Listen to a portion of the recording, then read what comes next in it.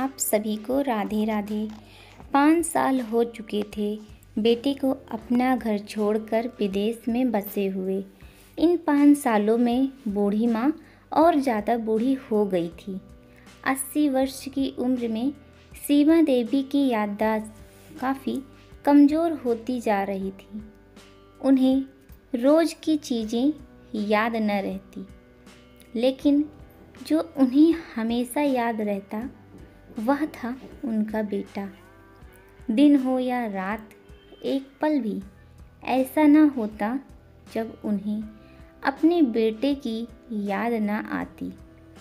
दूसरी तरफ बेटा था जो साल भर में एक बार अपनी माँ को फ़ोन कर लिया करता और 1-2 मिनट से ज़्यादा बातें भी ना किया करता।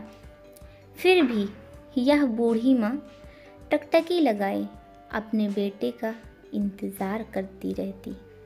माँ तो आखिर माँ ही होती है। एक दिन बेटे का विदेश से फ़ोन आया। हेलो हेलो, सुन रही हो ना माँ? कमल बोल रहा हूँ, तुम्हारा बेटा। कैसी हो माँ? मैं ठीक हूँ बेटा। तुम बहू और मेरा पोता कैसा है? माँ ने पूछा। सब अच्छे हैं माँ। मैं अगले हफ्ते गांव आ रहा हूँ माँ, तुम्हें लेने। अब हम सब साथ में ही अमेरिका में रहेंगे माँ। तुम्हारी बहू कह रही थी माँ को यहाँ पर लेकर आओ, माँ अकेली वहाँ परेशान होती होगी। माँ की बूढ़ी आंखें आंसुओं से भीग गई। उसके कमज़ोर शरीर के नस नस में खुशी की लहर दौड़ गई। बेटे और बहू का अपने प्रति प्रेम देखकर माँ का मन खुशी से भर आया। बेटे ने आगे कहा, माँ तैयार रहना माँ, मुझे ज़्यादा दिन छुट्टियाँ नहीं हैं। जिस से जितने पैसे लेने हैं लेकर रखना। तब तक मैं प्रॉपर्टी डीलर से बात कर लेता हूँ घर के लिए। घर के लिए? माँ ने कहा। हाँ माँ, गांव का घर हमें बेच देना पड़ेगा। अब हम सब साथ में ही रहने वाले हैं, तो वहाँ घर रखने का कोई मतलब नहीं है माँ, बेटे ने कहा माँ से। बुढ़ापे की वजह से ठीक से चलने में असक्षम माँ ने पूरे मोहल्ले में घूमकर अपनी इस खुशखबरी को सबको सुनाया। सभी को खुशी हुई। सबको लगा कि माँ जी के आखिरी दिन अपने परिवार के साथ खुशी खुशी से बीत जाएंगे। घर वापिस आकर माँ ने अपने घर के कोने कोने को ऐसा देखा जैसे वह अपने दूसरे बेटे को देख रही हो। देखे भी क्यों ना, उस घर को अपने बेटे से कम थोड़ी समझा था। अपने पति के साथ 50 साल यहीं तो बिताए थे, लेकिन अब मजबूर थी बुढ़ापे के आखिरी साल बेटे और बहू के साथ बिताना चाहती थी। दिल पर पत्थर रखकर घर बेचने के लिए माँ तैयार हो गई। बेटे ने घर को आधे दामों पर बेच दिया। माँ ने ज़्यादा नहीं, लेकिन जिन चीज़ों से दिल लगा था उन चीज़ों को समेटा और बेटे के साथ टैक्सी में बैठकर एयरपोर्ट के लिए चली गई।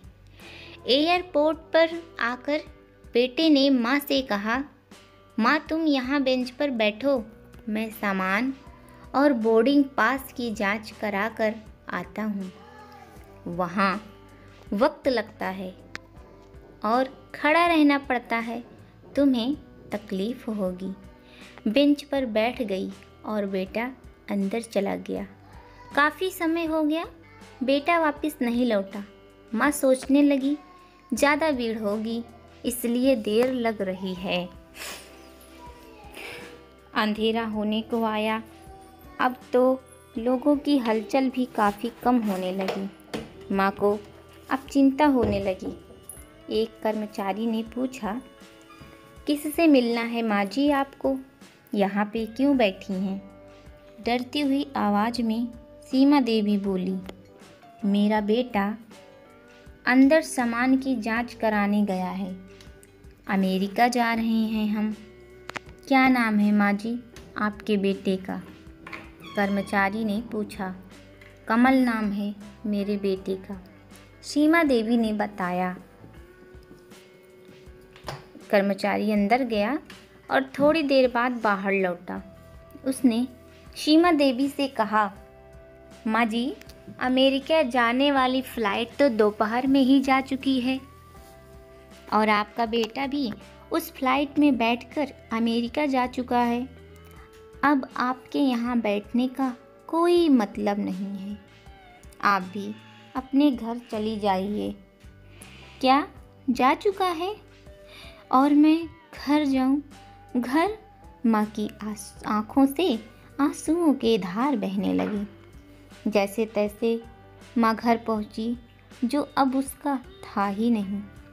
बिक चुका था वो वहीं बरामदे में खाट के पास सो गई। घर के नए मालिक को उस पर दया आई तो कमरा किराए से उसको दे दिया।